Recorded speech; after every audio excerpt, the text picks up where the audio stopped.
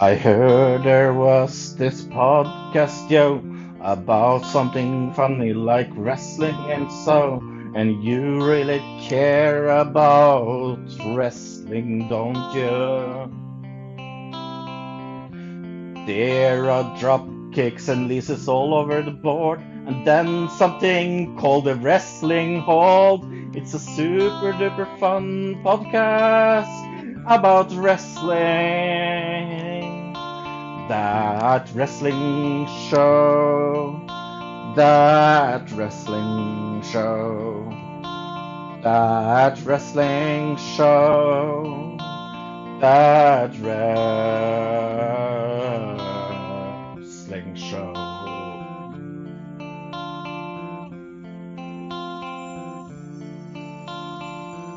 Well, Fro and Bill and maybe a guest or two is here to hold your hand and guide you through a podcast about wrestling.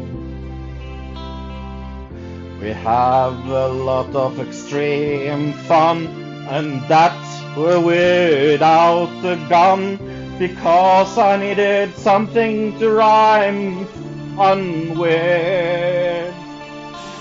That wrestling show, that wrestling show, that wrestling show, that wrestling show.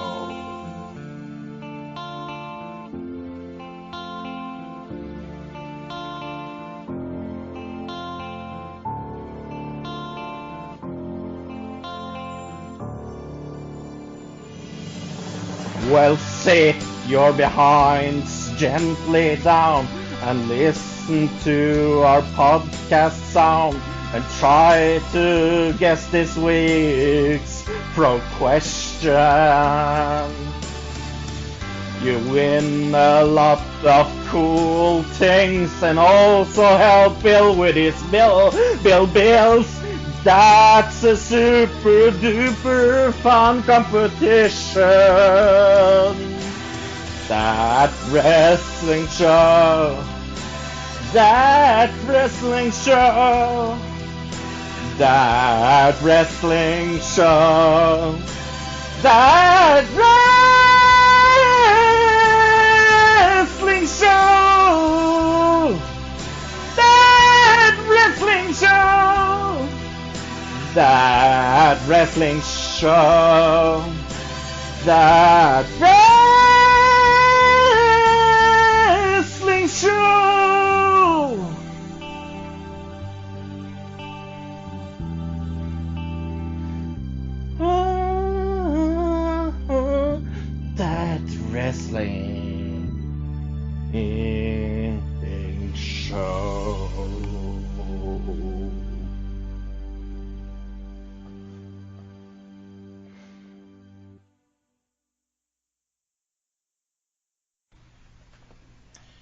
Hello, everybody, and welcome to That Wrestling Show, the only podcast where all pro wrestling matters. And Fro, this week, it's sort of been a quiet week for news, but there has been some big developments. Yeah, I mean, we had 22 warm records here in Norway today, so yay! Yeah, we're going to talk about every one of those, by the way. Of course. It was 34 degrees Celsius in the shadow, and I'm melting. Fro the Snowman, huh? Yep. And as you can hear on the echo, I'm still on charge. I'm still outgoing reporter. Yep. But at least you're here this week to cover the wonderful stuff that we got this week, because we don't have one review. We have two reviews this week. We are going to review the debut episode of Miz and Mrs. That I actually have seen. I have seen that too. I did watch it. Uh-huh. I'm a team player. Plus, we're going to talk about perhaps, and this may be sounding shocking to you guys, one of the best wrestling pay-per-views of the entire year, Slammiversary. I am so happy to hear that. Oh my god, I cannot wait to get into that show. I can't wait to get home and see it. Oh. I've heard so many good things about it. Well, you're going to hear more today. I'm going to tell you that. But there really isn't too much news to discuss, so... Well, Hulk Hogan is back in the WWE or Hall of Fame. Did we talk about that last week? We did talk about that last week. However, one thing we did not discuss because we didn't know it was going to happen between last week and this week, and I don't know if you have heard about this. There is a wrestling promotion here in the United States that got a national TV deal with WGN America, which is a television station. Oh, that's a big company. Yeah, based out of Chicago. Uh, Some of you may have never heard of this promotion, but it is getting a TV deal, and it is called Ring Warriors. Never ever heard of. Well, see, they announced earlier this week that they will have a nationally televised TV program. It will start on Saturday, September the 15th. So that's about a month and a half from now. And for all of you who are saying to yourself, well, what time is that show going to air? Well, I hope you like to get up early on Saturdays because it's going to air at 8 a.m. starting September the 15th. Is it the new Saturday Slam? Yeah, it's the new Saturday Morning Slam. That's actually pretty good, bro. Saturday Slam. Saturday Slam. They are supposed to record, or they're supposed to tape their episodes August 8th and 9th in Las Vegas. So, I'll probably end up sending up the DVR to record at least the first episode. I mean, it's WN America is pretty big. It is. I'm pretty amazed that a company I never ever heard of would get such a TV deal. Mm-hmm. I mean, if it was something like a Shimmer or whatever, I would kind of understand it, but I have never heard of. Where are they based? They're based in Florida. Okay. They've been around for a while. Oh no! At one point, are they in Disney? at one point, they were a member of the NWA, so they do have some history behind them. So, where do they film in Florida? That's a good question. I'm not really quite sure. Or where do they have shows in Florida? I should say. Probably like Tampa and Orlando. That area. I if I'm wrong, I do apologize. So, but no, they've been around for a while. I have heard of them. Let's see. Any wrestlers that came from there that's in WWE? Ever been in WWE? You know, that's a good question, and I'm gonna look. I ask all the good questions. Yeah, you do ask all the good questions. Let's see. I'm the question master. Well, they've had, as far as Impact goes, Wes Briscoe. If you remember him.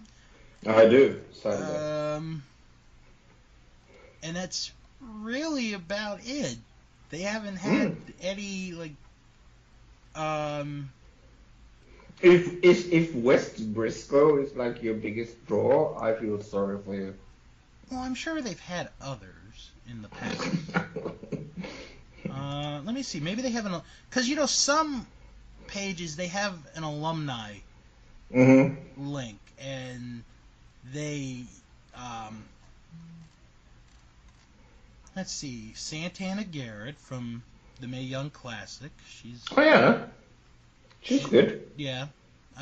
Chase Stevens from the early years of Impact. I can't say that I heard of him. All right.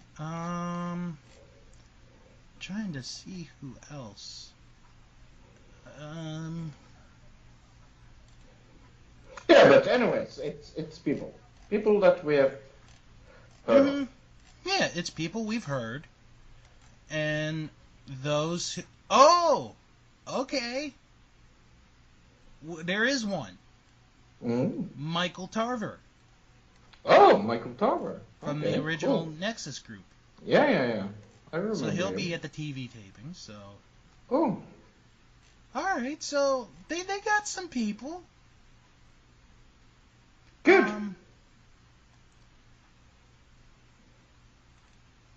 Okay, so yeah, they have people. They have, names, so. Just wanted to give them a shout out and let them know that, A, they're going to be on TV come in September, so. I'm definitely going to give them a chance. Yeah. Oh, yeah. Just hope the product is good. That's all. Oh, yeah. If your product is good, I'm going to watch it. Yeah. Well, that's not entirely true. I've stopped watching Lucha Underground pretty long time ago, and I hear that their product is still good. So yeah, like I've heard recently, because I don't, watch it as much as everybody does. Like lately, their episodes are like a mixed bag. There are some weeks where it's good, and other weeks where it's not. So yeah, too bad. Yeah. I remember the first season of Lucha Underground was maybe one of the best first seasons of independent wrestling show ever. Oh, everyone was just buzzing all about it. Oh, such a good show. It really was. Anyway. Yes. Let's move on. Let's move on, and let's update everybody on the G1 tournament taking place in Japan. Oh, yeah. They had another show today, so we do have our current updated standings. Block A is a let's say it's a traffic jam, because 6 points separates first place and last place, and we're about halfway through this tournament. So in the they're really keeping it. They are to their chest. They are keeping this one close. Good. There's a two-way tie for first in the A block. Hiroshi Tanahashi and Evil are in the lead with 8 points. Then we have Kazuchika Okada, Jay White, who, when we were on last week, had not lost a match, has now lost 2 in a row. And Minoru Suzuki, they are all tied at 6 points. And then Toji Makabe, Michael Elgin, and Bad Luck Fale are at 4 points. And Yoshihashi and Adam Page are at the bottom at 2 points, but they are not out of the tournament yet. So A block's looking very interesting right now. Meanwhile, in the B block, Kenny Omega is still in first place. He has 8 points. Then we have a two-way tie. Tetsuya Naito and Sonata are at 6 points. Then Hiroki Goto, Tomohiro Ishii, Kota Ibushi, and Zack Sabre Jr. are at 4 points. Toru Yano is at 2. And poor Juice Robinson still has not won a match yet in this tournament. So, Hopefully Juice can make a move here, or his chances of winning are going to be gone. Basically, if he is going to win his block, he's going to need to win all 5 of his remaining matches and then get a lot of help. Mm-hmm. And for those interested in watching tomorrow's B block action, it is Tama Tonga against Zack Sabre Jr., Juice Robinson against Toru Yano, Tomohiro Ishii against Kota Ibushi, Hiroki Goto against Tetsuya Naito, and Kenny Omega taking on Sonata. That's your action tomorrow in Block B. Cool. Okay. Fro, I don't get angry that often. Okay, if you say so. No, actually, a friend of mine asked me the other day, off topic, like, that she's never heard me curse. And I said to her, it takes a lot to get me to curse. Yeah, it's not like me. I'm a walking, talking sailor. Yeah, you are. Mm-hmm. So, and I'm not going to curse here, or not curse a lot if I do. I wanted to bring this up. This was such a weird story. I don't know how to put... Okay, I know how to put this. So, somebody on Twitter last week had made a list of their top 10 wrestling ring announcers of all time. Their top 10. Let me tell you who's in their top 10. This person's top 10. Number 10, Christy Hemme. Number 9, Brandy Rhodes. Number 8, Howard Finkel. Whoa. Oh, yeah. Whoa. Yep. He lost. This person lost me on 8. That was slow. Okay. Number 7, Jeremy Borash. I don't know. 6, Not my. Yeah, not my cup of tea. 6, Joel Gertner. 5, Michael Buffer. Wow.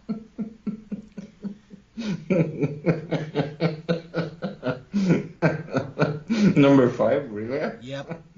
For wrestling. If it was For wrestling. If it was boxing, I'd have no problem with him being number 1. I really would. No. Number 4, Mike Rome. Who? Yeah, exactly. Number 3, JoJo. No, come on. Number 2, Joey Styles. That's a joke. No. JoJo is a joke. I wish this was a joke. Number 2, Joey Styles. Jesus. And number 1, Lillian Garcia. Okay. All right. Now, the reason I bring this up, Michael Buffer replied to this person on Twitter and agreed with this person that Lillian Garcia is the best ever pro wrestling ring announcer.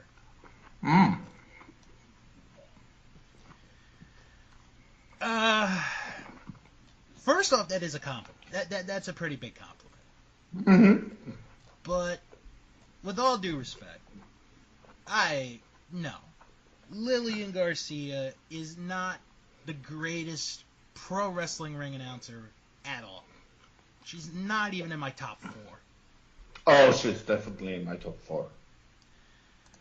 So, I posted this up, and we had some replies to this. Joe Sego replied, Gary Michael Capetta. That's a name that's not on this list. You might not have heard of him, but he was the ring announcer for WCW in their early years. Okay. Very good ring announcer. Ted said that Lillian may not be the best, but she's up there. I think she's in my top 3. Steve Miller says that Howard Finkel is the best. Yep. And Dean says Tony Chimmel all the way. Tommy is good, yeah. He is good. So, you would have Lillian in your top 3. Oh, yeah. On the 3rd, yeah. She's not even in my top 4. Oh, yeah. No disrespect to Lillian. I'm not. But I think the reason why she's so high up for me is she was the ring announcer when I got into WWE. Right. So I think one of the reasons is because of that. And that's understandable. Yeah. I think if I had to make my top 3, Howard Finkel would be number 1. Yeah, we totally agree on that. That's who I grew up on my childhood with for WWE. But he is the best though. He and is. And I see absolutely no argument. Yeah. What was he on the list? Number 8. you know, before Joey started. Freaking JoJo. Do you know what? I don't mind JoJo, but she's not even in my top 5. I don't mind her voice. Let's just say that. But she's done it a little too short to be on the list, especially in number 3. I don't know. It's just she looks different from when she was on that first season of Total Divas. Mm-hmm. Like, if you took a picture of JoJo from season 1 of Total Divas to how she looks now, not that attractive. Not gonna lie. But announcing doesn't really. I mean. No, her ring announcing is not that bad. But she's not top 3. Dear God, no. Oh, no. So yeah, Finkel would be my number 1.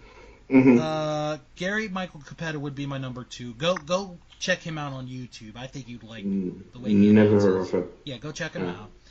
And I'd have Tony Chimmel number 3. Yeah, he would be my number 2. Yeah, but Lillian would be near the top. She would be in my top 5. She was good. Oh, you know who else is a bit underrated? And I'm surprised no one mentioned him. Dave Penzer. He was a good ring announcer. Penzer? Okay, Dave never heard of Penzer. him. He was, there was something about his voice.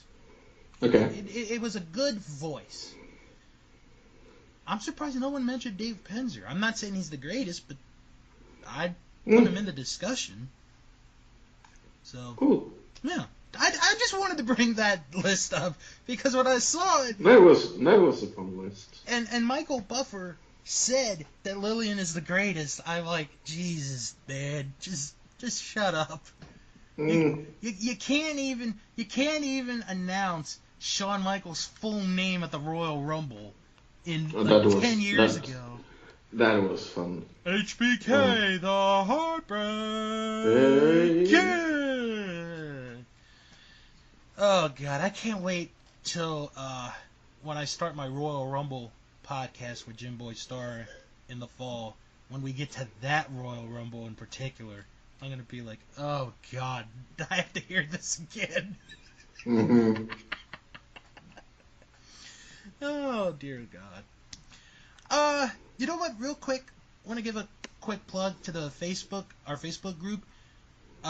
6 new members have joined us in the last week, so we are at 240. Keep it up, everybody. Keep it up. Very, very happy. All right, we're now going to be businessmen, Fro, for this next segment or this next part. Because yesterday, WWE announced their second quarter earnings. Let me guess, it's up. Yeah. Yeah. Let me guess. Next year, it's down. I mean, I'm going to talk about it when we talk about this week of wrestling, but Jesus Christ. Whew. All right. Well, let's get to the key highlights of second quarter for WWE. Okay. Their revenues increased 31% to $281 million, the highest quarterly revenue in WWE history. That is bad and good news. All right. I like to hear you're bad. Well, the good news is that they got money. The bad news is that they think it's the product that it's bringing in the money.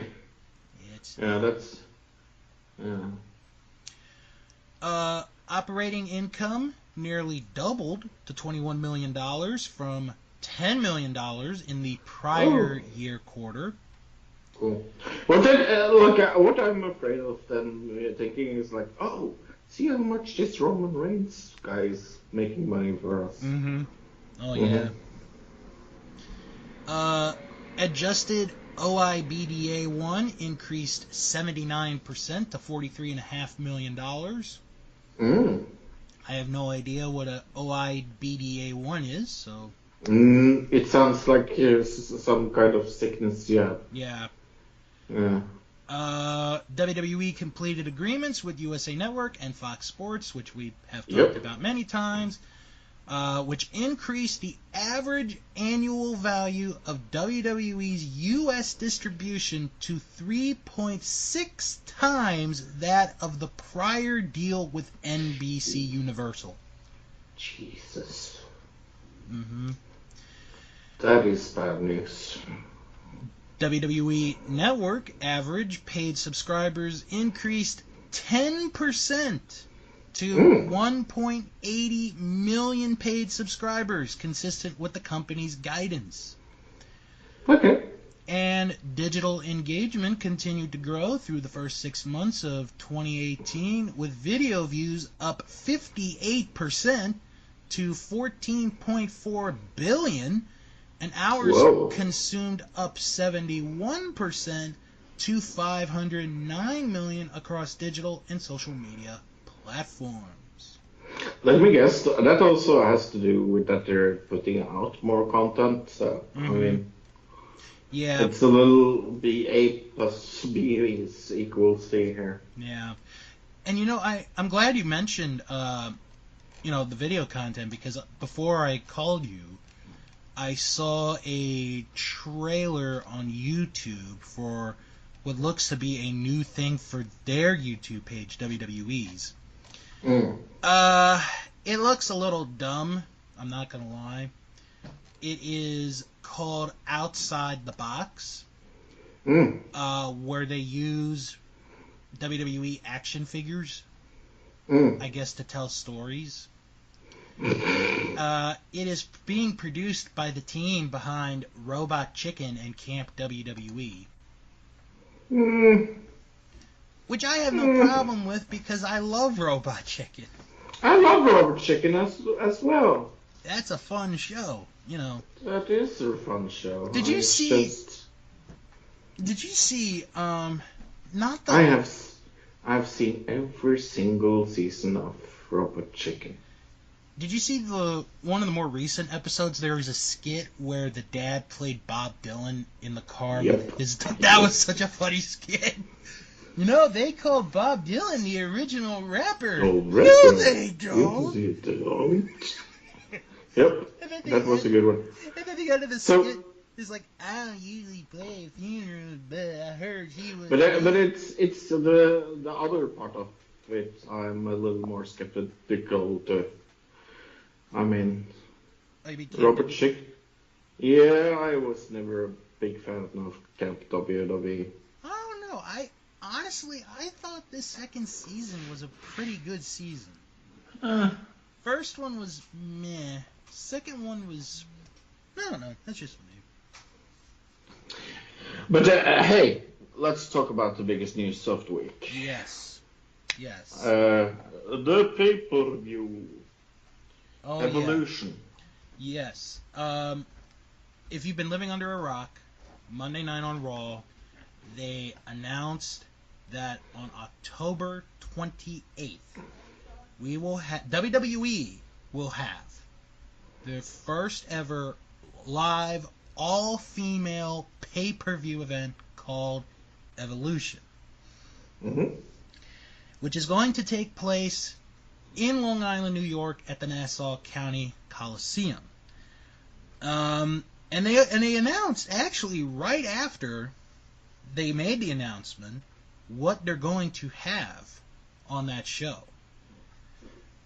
They're going to have the Raw Women's title defended, Mm-hmm. the SmackDown Women's title defended, Mm-hmm. the NXT Women's title defended, Mm-hmm. and the finals of the Mae Young Classic will take place. Mm-hmm.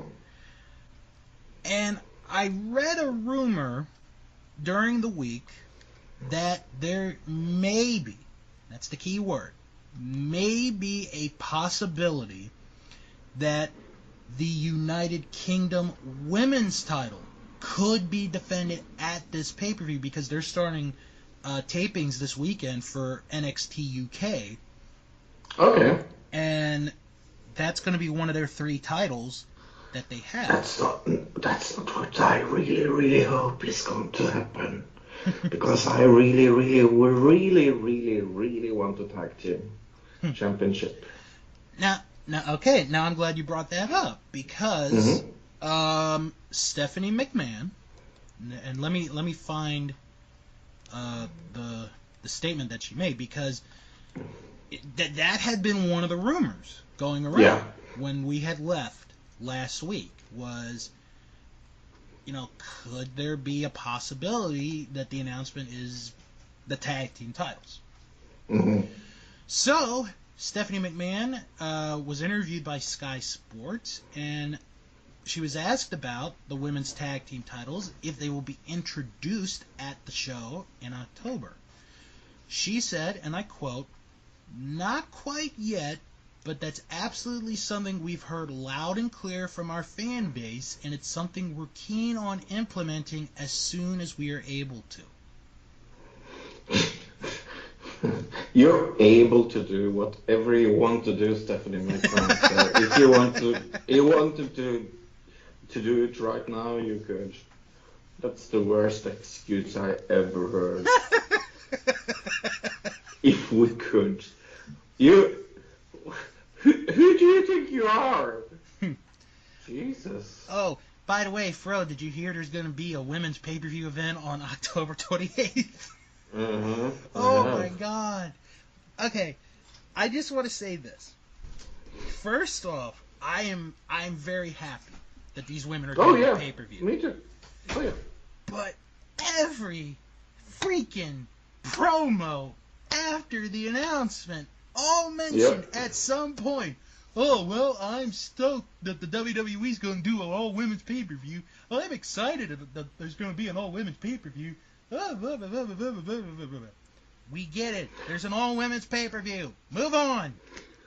But was it as bad as SmackDown being the biggest promo for Miz and Mrs?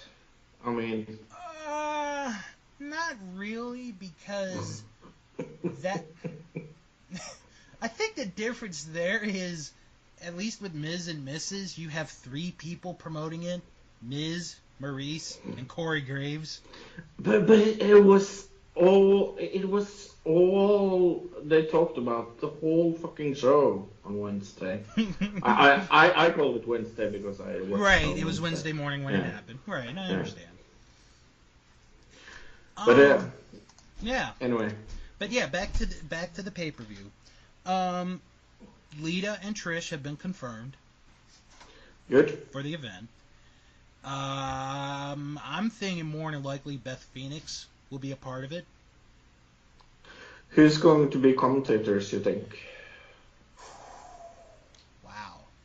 That right there is the $1 million question, and I have no idea. I mean, I would think.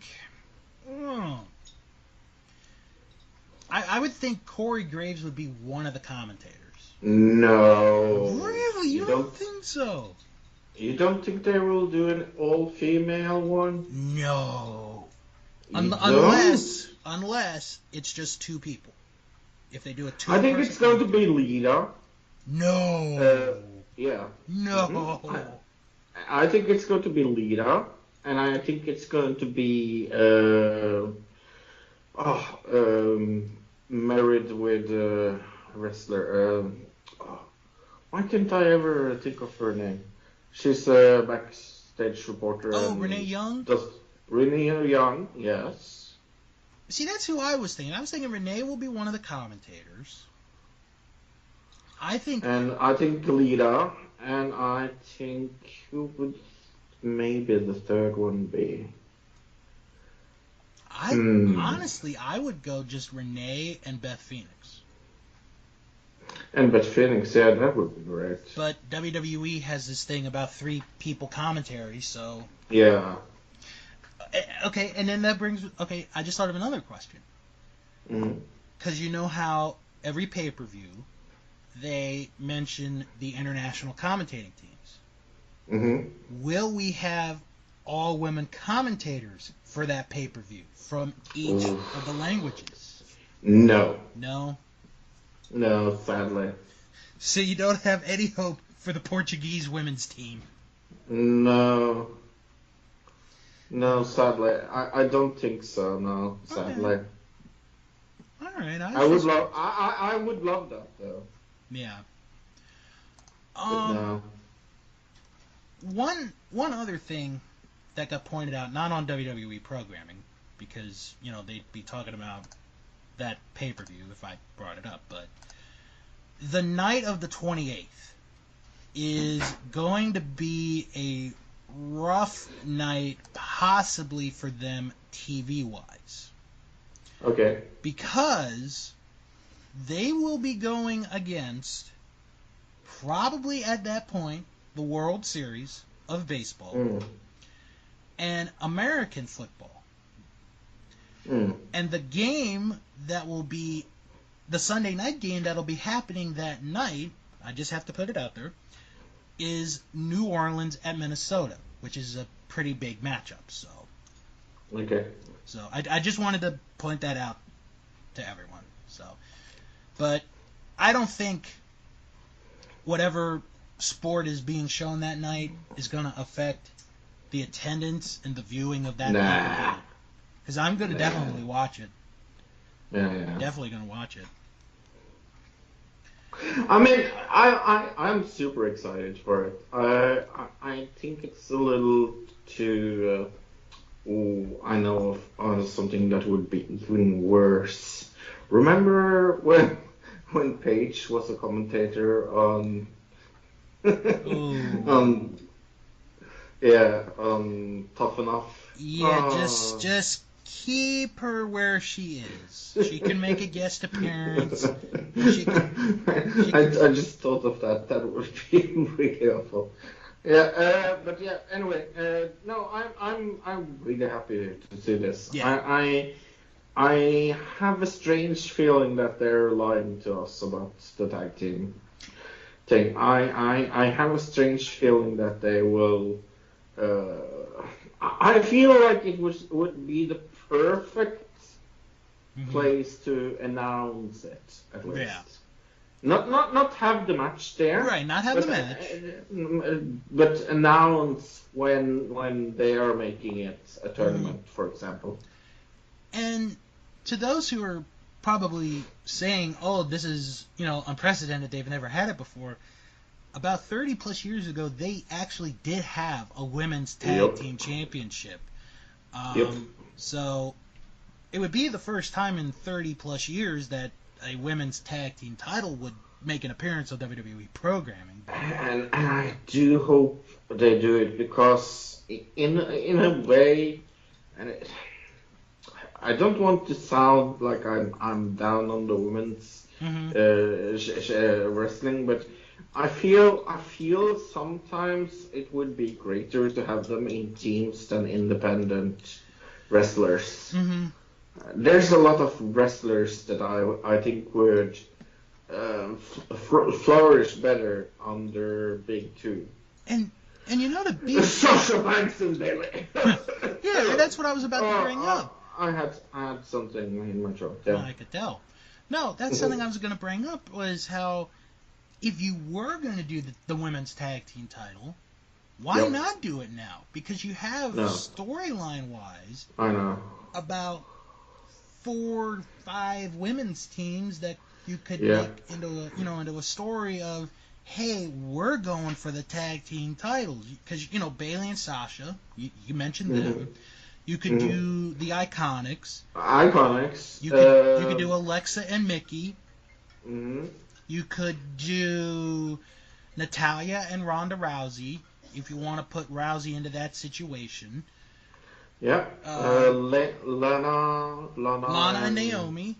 You could do that. Yep. Asuka and Becky could be another one. Yep. Good one. You'd have so many. Yeah. Holy and here's the interesting thing about it. A women's tag team doesn't mean we will get less women's matches. No, it not means at all. Actually that we will get more, and I think that's the evolution that we are looking at. Yeah. No pun intended. And then, if you want to throw in a wild card, you could maybe have a team from NXT be in the tournament. Oh yeah. But sorry. But whenever it happens, it'll happen. I think it's more of a matter of when, not if at this point. Suddenly I got the hiccups. Sorry about that. And I apologize. But I apologize for saying holy crap. My dad was showing me a picture of something, so. But yeah. It was it was an apartment on fire. Yeah, it was pretty bad looking. Yeah. But no, I'm looking forward to it. They got 3 months to get this pay-per-view set. I think it's going to be great. I think it's going to be a good pay-per-view.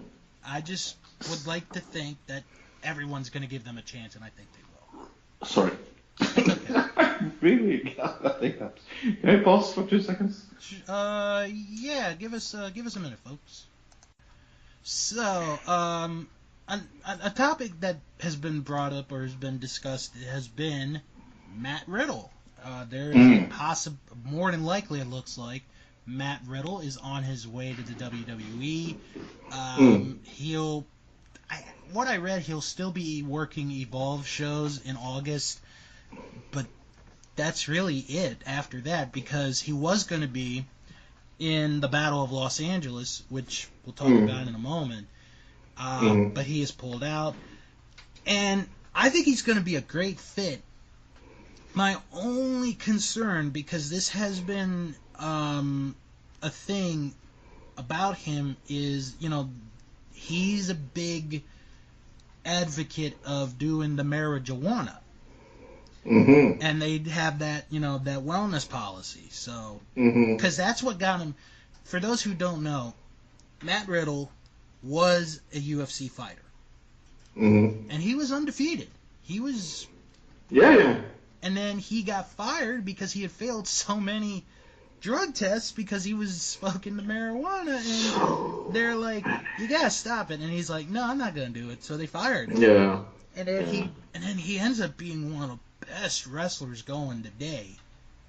So, if it does happen, him going to WWE, I think he's going to blossom big time. But, hey, who won the competition last week? Yes, the question from last week.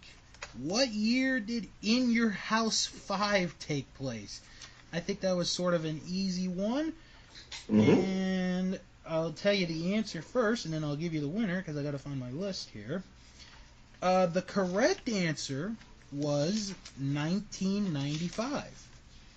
It was. That was the year. That's why I didn't say it, because I knew the answer. The winner was Joe Sago. So, Joe, you get 2 entries into our SummerSlam drawing, which is just a few weeks away, actually. Yeah. So, what are you going to quiz me on this week? We have a TNA pay-per-view because... We're going to talk about TNA in a little bit. Yes. I knew that you were going to watch a TNA pay-per-view. Yes. So, I was thinking that we would do a random TNA. Let's do 2006. Okay. Destination X, for example. Okay. Yeah, why not? Sure. Wow. I picked a good one. The tagline was Beyond the Ring. It was the 12th of March, 2006. And the listener question is, how many were at attendance? The listener question is, how many were at attendance? Now, do you want the exact number or... Well, according to Wikipedia. Okay, according to Wikipedia. Okay. Yes. Oh my god. Oof. This is going to be good. Let's start with the dark match. It was Cassie Riley against Shannon Moore. I'm going to say Shannon Moore. Yep. And then we start. Jesus Christ. Shark Boy and Norman Smiley against the Diamond in the Rough. Who in the world is on that team? David Young and Alex Skipper. Oh. You remember those people? Yeah, No? I do, but it's just... I do remember them. Damn. The Diamonds in the Rough. Wow. Oh, God. I know I'm going to be wrong. I'm going to say Diamonds in the Rough. That is actually true. Hey! They did beat Shark Boy and Norman Smiley. All right. Then we have a singles match, and it's Jay Lethal against Alex Shelley. Ooh. Actually, good thing you brought that up because Alex Shelley announced that he is retiring from professional wrestling. So, want to say I have a feeling I've heard that before. yeah. So, want to send our get well wishes to Alex and hope he has a good post wrestling life. I got a feeling he'll stay in wrestling though, but Me too. I'm gonna say yeah, I'll go Alex Shelley. Then we have Lance Hoyt against Matt Bentley. Ouch! Oh God. Yeah, like I said, I picked a good one. I'm gonna say Lance Hoyt. Yep. Then we have the Naturals. Do you know who the Naturals were? Oh, Chase Stevens. Yeah. Mentioned him. Oh, God. The other one slips my mind. Andy Douglas. All right. Knew it was Andy something. Yeah. Against Team Canada, Bobby Roode and Eric Young.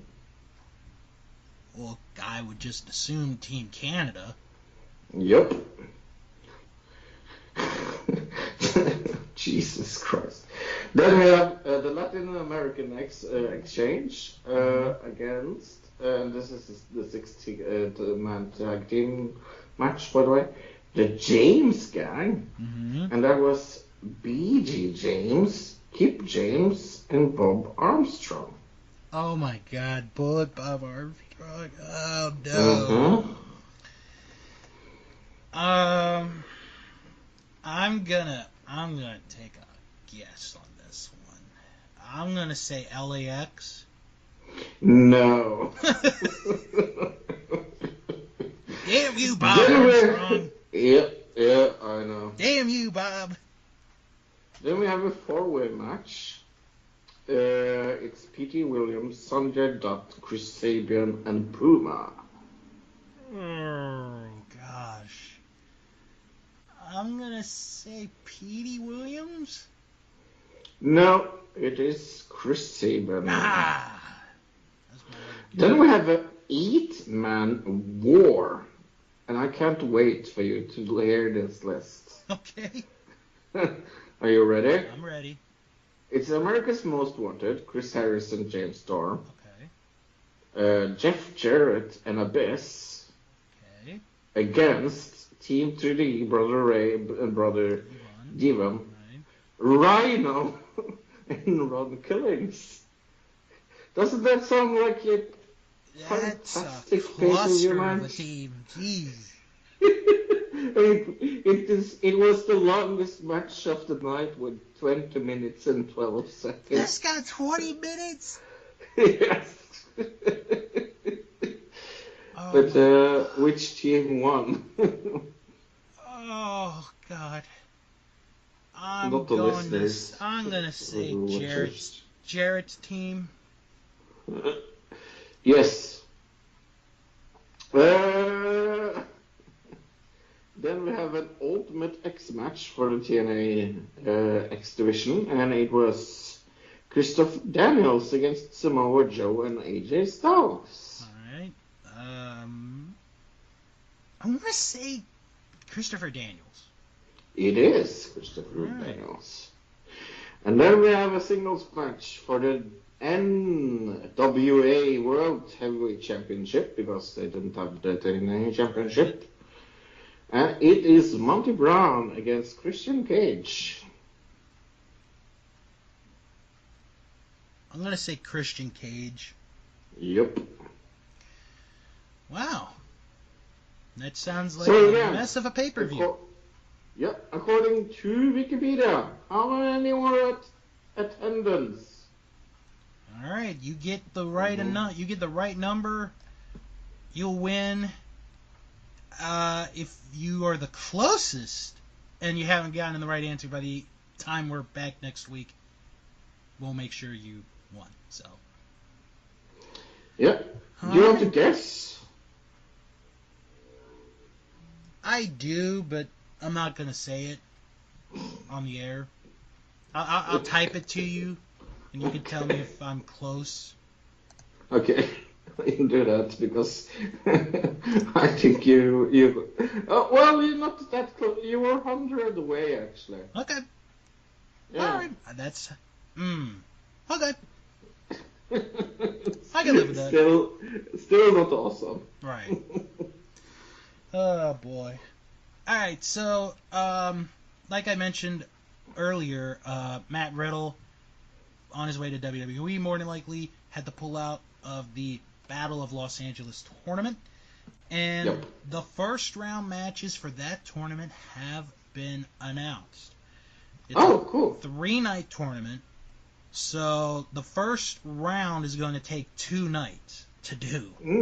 So this is how they broke it down. This is night 1 first round action. PCO, Pierre Carl Ouellet, will take on Brody King. Shima will face Jody Fleisch. Bandito will face T-Hawk. Joey Janela will face David Starr. Flamita will take on Puma King.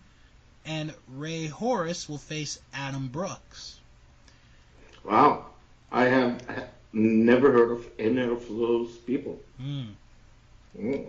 Night 2, we'll see Walter face Timothy Thatcher. Travis Banks against Shingo Takagi.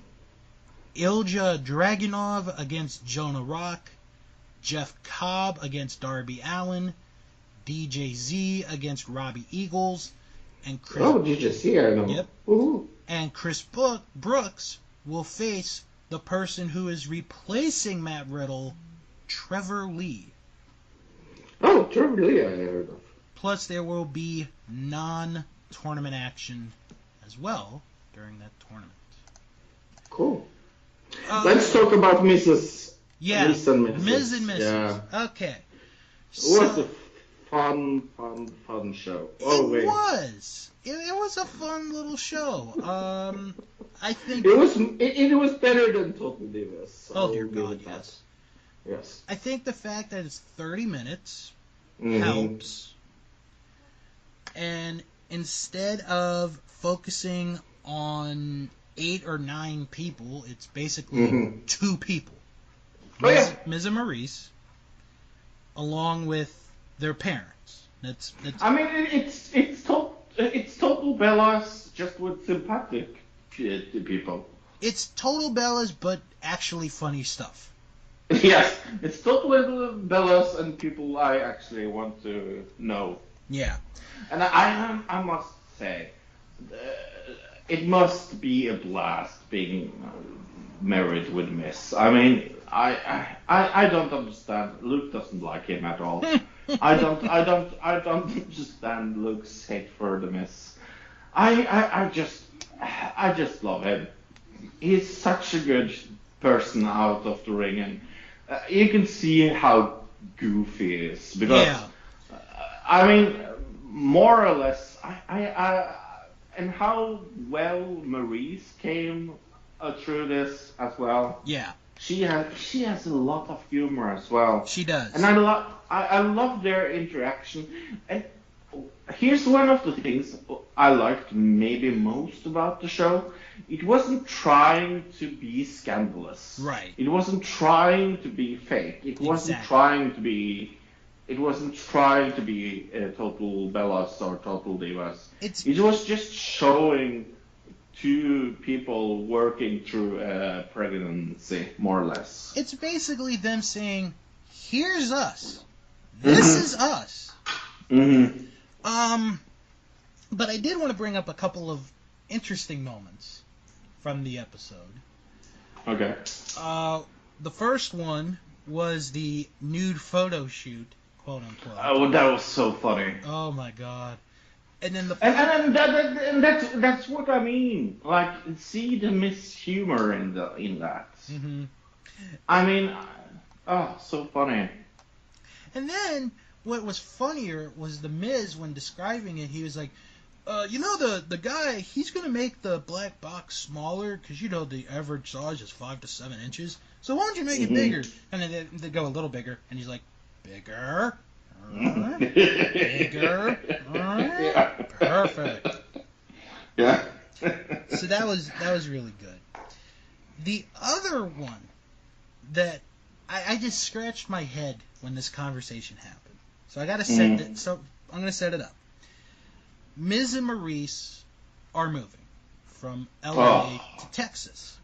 I am so glad you bring this up. Yes. Okay. So they're trying to figure out how are we gonna move? How are we gonna get down there? Miz is like, well, why don't we take this Winnebago, which Maurice calls a Winnebago, and then all the time. Mm-hmm. He goes, oh, this Winnebago. I was like, no. And then Maurice suggests taking a private jet. You're 7 months pregnant. I don't think you should be flying. Nope. So they did come up with a very good compromise at the end to get one of those buses that some of the WWE wrestlers have. Yeah. Which I think is a very good idea. So, yeah. But no, when she said that, I was like, lady, you're 7 months pregnant. You shouldn't be in the air. What are you thinking? But this is a 6-episode season, so we just had our first one. And the audience. And I'm going to rate it, just so you know. Okay. I'm going to go out of the 10. Okay. And I will give it a good 7.5, almost 8. You're pretty much in about my range. I'm going to give it an 8. I thought it was an enjoyable show. I don't do I don't do reality TV shows that much. Yeah. But this one, there was something about it that was really good. I really liked it. So I'm going to give it an 8. I think I'll watch it again next week. Oh, yeah. Oh, definitely. And their debut episode did pretty good audience-wise. Because... I mean, if I had to rate it just on a reality scale, it would get higher than a 7.5. Right. But I also like to think of things like, for example, Breaking Bad or Homeland or Americans and things like that. And giving a reality show like that a 7.5 is pretty high for me. Yeah. Just explaining to the listeners. Mm-hmm. So this debut episode actually did pretty good audience-wise on TV. They brought in 1,473,000 viewers. Okay. Which is pretty good. How much is that on the Nielsen rating? Nielsen. Oh dear Lord. That's gotta... Yep. I ask all the great questions again. Yeah, I gotta figure out Nielsen ratings. I'm the question man, look. You are. No, Bill. Sorry. Your name is Bill. Yeah, I have 2 podcasts. I go Okay. Bronx. Let's see. I was talking with the other day and I go like, yeah, and you know Bill. And it looks like, oh. Let me see. Mm-hmm. Hold on. Oh, by the way, if you go to iTunes, you can also check out another Digital Citizen, where we last week talked about a really interesting conspiracy about a fennel-laced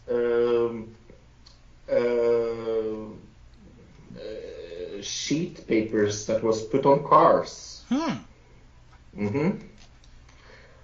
Okay, this is not getting me where I wanted to go, so I'm going to try this. And also, you can check out a podcast called Shark Tank. It's by a really good mate of me called Wrestling Man or Bill. Yeah. Check it out on iTunes. Oh, okay, here we go. And don't forget. I have it in front of me. Mm-hmm. The Starcher Crew. Don't forget. Yeah, we're gonna get back on that one soon. It posted 1.5 million total viewers on Tuesday night. That's a good rating. It is actually, for unscripted series, the highest. Yeah. Yeah, it's the highest rated debut reality show since Tough Enough of 2011. Yeah, that's amazing. That's a really good rating. So they did pretty good in the ratings. Yeah. So. I'm sorry. What channel was this on again? USA Network. USA Network. Thank you. I think it helped, and nothing bad about E Network, but it helped not having it on E Network. Yeah. Because they really want the scandals and the fakeness. For adults in the 18 to 49 range, this drew a 0.58 on adults. But I don't think. But it doesn't matter because it was the 5th. No. It was cable's number 5 original in the key adults demographic. Wow, number 5. Wow, that's amazing. So yeah, Bill's gonna have to do some learning about the Nielsen ratings. Or actually, let me go to TV by the numbers. That's usually a good. They're usually a pretty good indicator of. But yeah. All right. You found it? Nah, it's. Nah. I can't find it. Okay, let's go to the pay-per-view. Let me do one more piece of news, and then we'll get to the pay-per-view. Okay. SummerSlam weekend is not too far away. One of the events that's going to be taking place is GCW, Game Changer Wrestling, an event called Janela Lost in New York.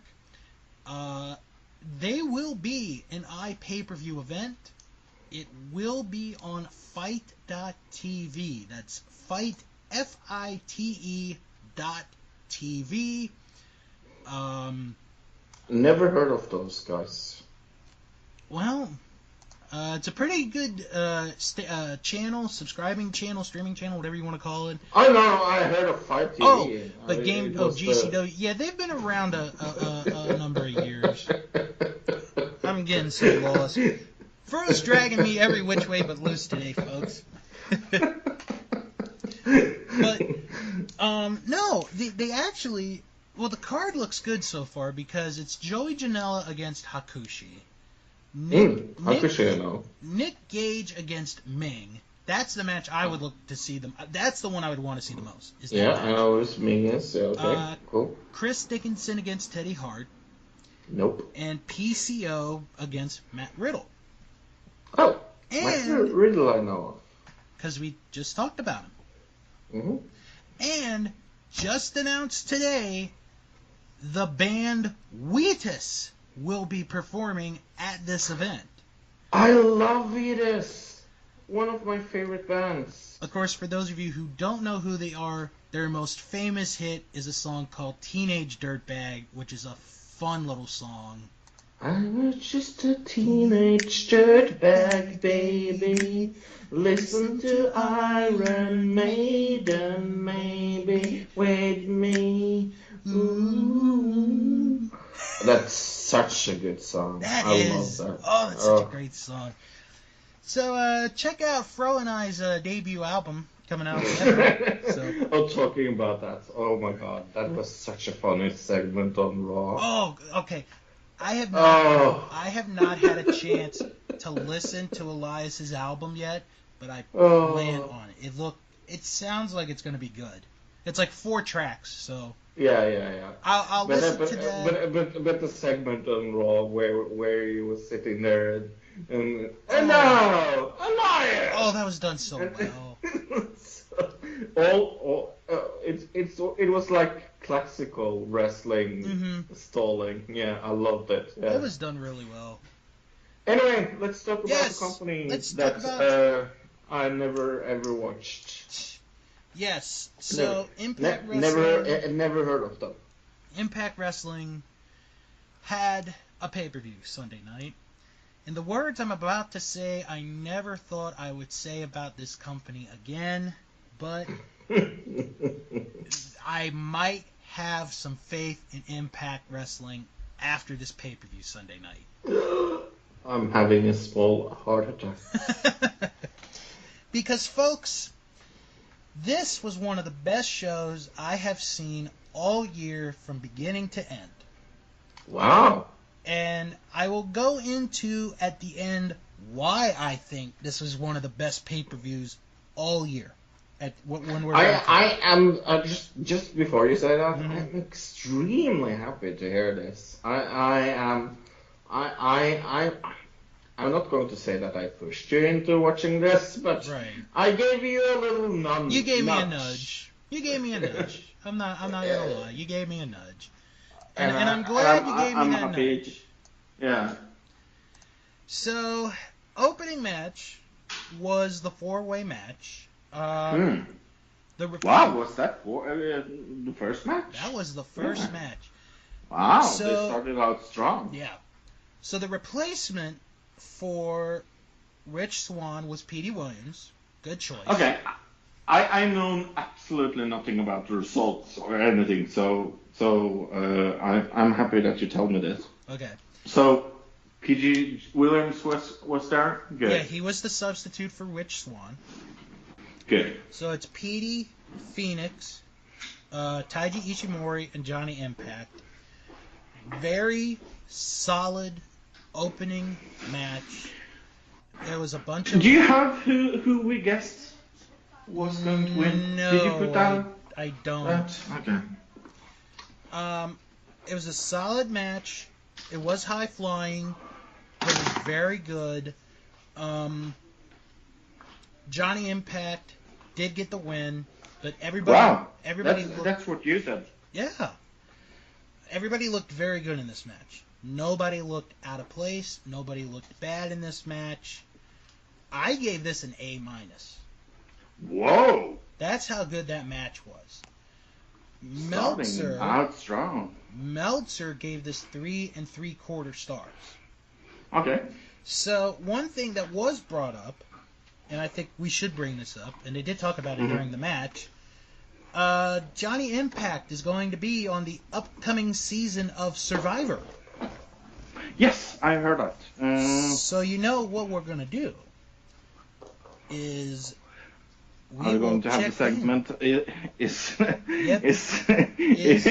Johnny Impact on Survivor this week. Yep, that's our favorite segment. Of course, right after we do Kenny King still on Bachelor in Paradise? Or is Bella still in Dancing on the Stars? Oh man. Okay, you know what? I want to read this. Can I read this quote real quick? Sure. Speaking about Bella. Yeah. And we'll get back to the pay-per-view in a minute. So, Nikki and Brie, they were on The Tonight Show with Jimmy Fallon earlier this week. I just saw some clips. And one of the questions that Jimmy Fallon asked Nikki Bella, and in particular, well, Nikki Bella in particular, but also with Brie, right, was about past boyfriends and how they would break up. So, this is what they said. I heard this. When we were young, we'd break up with boyfriends for each other, said Nikki. Oh, all the time, said Brie. We never had to go through the emotions of a breakup because it was like, you want to dump the guy? I'll call them and be like, hello, yeah, I'm not into you, sorry. And then I would just go on with my day with no hard feelings.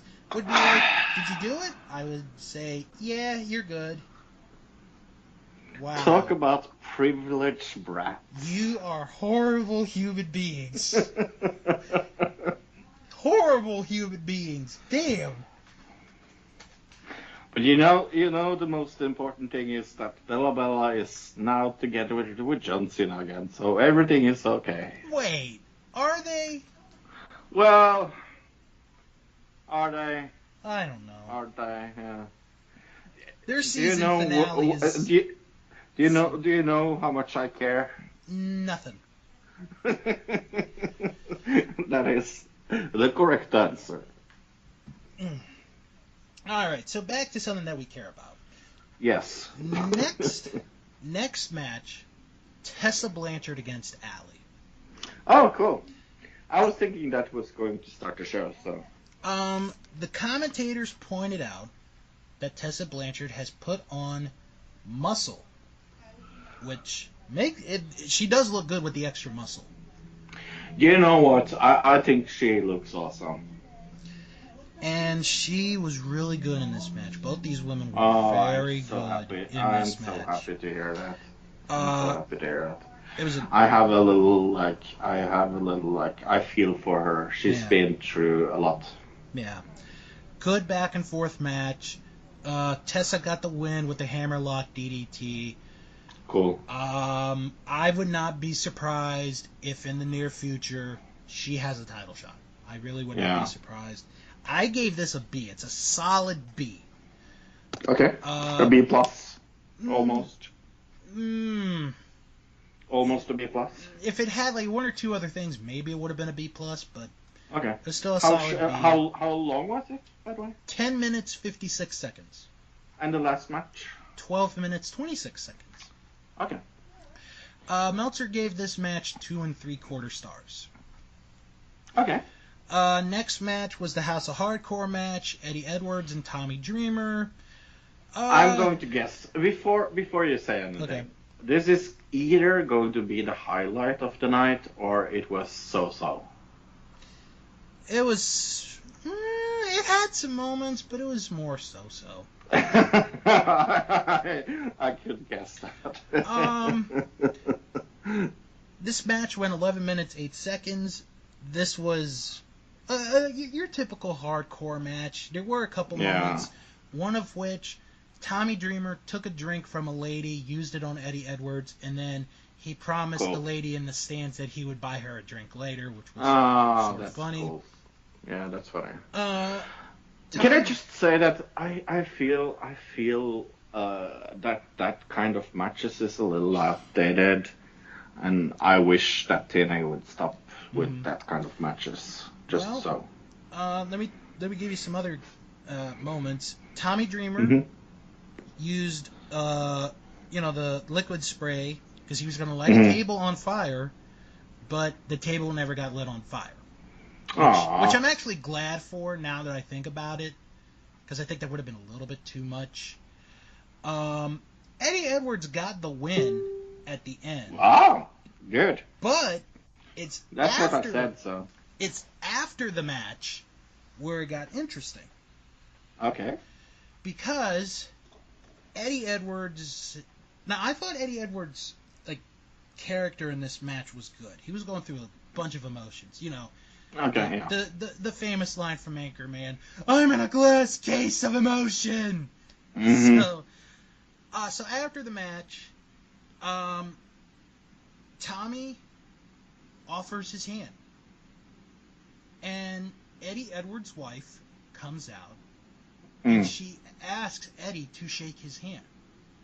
So they shake hands and they hug, and then Tommy Dreamer gives Eddie the kendo stick and leaves. So it looks like they may be developing Eddie Edwards as the new Tommy Dreamer, where he can wrestle, but at the same time he can be a hardcore wrestler. Yeah. I like that. I gave that match a B. Okay. Meltzer gave this 3 stars. Next match was the X Division title. Brian Cage challenging Matt Sydal. This was my least favorite match. Oh, that's too bad. I gave this match a shot. It just seemed like the two just did not mix well, at least in my opinion. They didn't have the chemistry. They didn't have the chemistry for what I thought would be a good match. That on the card looked like was going to be one of the highlights. Yeah. And I love X Division matches usually. That's one of the things that I think TNA has that a lot of other companies doesn't have. It's always been good matches in the X Division. I just want to point out the end of the match. Matt Sydal attempts a shooting star press, and I've seen him do the shooting star press, and every time he hits it, he hits it really good. On this occasion, he misses Cage by a wee bit, because as he does the jump, as he's going down, his feet hit the top rope, and he missed. Was it the botch or was it planned? It was a botch. It looked like the botch. It looked like a botch. Too bad. I did not penalize the match for that move. I did not. No, but it's too bad because he can do it. Yeah. But I gotta say, the announcers did play it off well as, he went for the move. It's a high risk move, and he missed. So they didn't flat out say it was a botch. Brian Cage won in 9 minutes 46 seconds to win the X Division title. I gave this a C. Meltzer gave this 3.25 stars. Wow, he really liked it, yeah. Next match was the women's title, Madison Rayne against Su Yung. Was this as good as I hoped? I did not think it was that bad of a match. I did not. Okay. Shortest match of the pay-per-view, 6 minutes, 45 seconds. I think one of them can wrestle, so. And it's not Madison Rayne. Right. Su Young's bride corpse brides, whatever you want to call them, they're out there. Madison Rayne did everything she could, but Su Yung gave her the mandible claw to win the match. Good. And then after the match, I'm really happy she won. Yeah. And then putting it back on Madison Rayne would be such a loss. After the match, they put Madison Rayne in the coffin, and actually, if I remember correctly, and I could be wrong, I thought I heard Madison Rayne could be in the upcoming Mae Young Classic, so that would be a good way to write Madison Rayne off of TV. I gave this... I don't want to see her in that. I am sorry. I'm not a Madison Rayne fan. I'm sorry, people. Let me see. I don't like her wrestling style. Is she in the tournament? I thought she was going to be in the tournament. Maybe I'm wrong. Let me take a look real quick. And maybe I will see another side of her when she is in WWE. But, right now she is not listed in the tournament. So okay. Maybe I was wrong. I gave this a B-. Okay. Meltzer gave this 1.5 stars. Whoa! He really didn't like it. Although I did not think it was that bad of a match. 1.5 star? Yeah. Wow. So, this is what I'm going to say. First 3 matches were good. Middle of the card was meh. Okay. The last 3 matches were the best matches of the entire pay-per-view, in my opinion. Good. Or at least 3. They were in the top 4. So, let me say that. So, the next match is the tag team title match, the 51-50 street fight, Homicide and Hernandez against LAX. This match was crazy. I can't wait to see this. There were tables there. At one point, somebody was going to use Drano on another person. Right. They did flips. I believe Santana had his hand cut at one point during the match. Ouch. You could see it vividly. And then the end of the match, Conan gets on the apron. He has a word with Homicide. Conan throws a bag to Santana. He dumps the bag out. It's thumbtacks. He throws thumbtacks into Homicide's face. And he beats him down. Then he hits a frog splash to beat them to retain the titles. Cool. And then after the match, King, Homicide, and Hernandez beat up LAX. King had a blackjack to knock Conan out. And they used a spray can to write OGs on the title. 13 minutes. That's so cool. 13 minutes, 13 seconds. The time of the match. I gave this an A-. Meltzer gave this 3 3/4 stars. Cool. Then, the match of the whole night. This was the match of the night. If this is voted TNA or Impact Wrestling's match of the year, this gets my vote 1,000%. Wow. Sami Callihan against Pentagon Jr., the mask versus hair match. This was incredible. This match was... if I could figure out how to describe every single thing that happened in this match, it would take up a long time. But...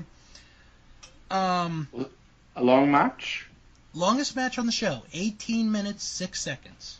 I am so glad that they gave this time because I love both of them. They beat the crap out of each other. They really did. Sami Callihan brought like spikes into the ring, and he ripped the mask of Pentagon. And at one point, he took the spike and he used the other spike to hit on the first spike on a Pentagon's head. And then Pentagon got a spike, and then he grabs a baseball bat and he hits the nail with the baseball bat, and you could hear the sound, and it was so damn sickening. Wow. And then you get to later on where Sami Callihan throws powder into the face of Pentagon Jr. Blinds him. Pentagon accidentally grabs the referee. Now this referee, he pretty much, this was like relaxed rules. Basically, anything that was going on was going to happen. So Pentagon gets blinded. He accidentally grabs the referee, and he does the move where he pulls your arm back, and they make you pretend it's broken. And oh my God, it was such a sickening sound.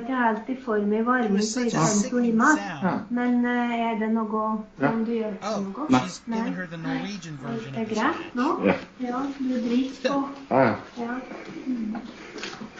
Sorry about that. Was she telling you what I was saying in Norwegian? Yes. Ah, very good. So then the Christ brothers, they come out, they try to help, but doesn't go for anything. And then at the end, Pentagon hits a package pile driver onto Callihan to win the match. Callihan tries to escape, but he's stopped and he gets his hair shaved off. Best match of the night, hands down. This got an A for me. Meltzer gave this 4.25 stars. This is worth going out of your way to see this match. This was an incredible match. One of the best matches I've seen all year. I don't think it's going to be the match of the year, but it's going to be up there. Then we had the main event match. Moose challenging Austin Aries for the heavyweight title. 15 minutes, 45 seconds. That was the time of the match. A pretty good match. This is one of Moose's better matches, I thought. He looks really good in the match. Aries, he plays the heel well, but at the same time, he's such a very good wrestler in the ring. Moose is doing everything he can to win. At one point, he military presses Austin Aries into the crowd, but he can't beat him. And then at the end, Aries tried to use the title to hit Moose, but they had a guest. They had a guest there to present the title to the winner. He gets involved. He takes the belt from Aries. Moose does a schoolboy, and then Aries hits him with a brain buster to get the 3 count in the victory to retain the title. I gave this a B+. Meltzer gave this 3.25 stars. Cool. Let me tell you why, real quick. Why I have faith again in Impact Wrestling. First off, the commentary was not annoying. Not at all. Wow. In a way, I ignored the commentary, but at the same time, they weren't so obnoxious, I guess would be the way to say it. Mm-hmm. The other thing was, with every match, there was a winner, there was a loser.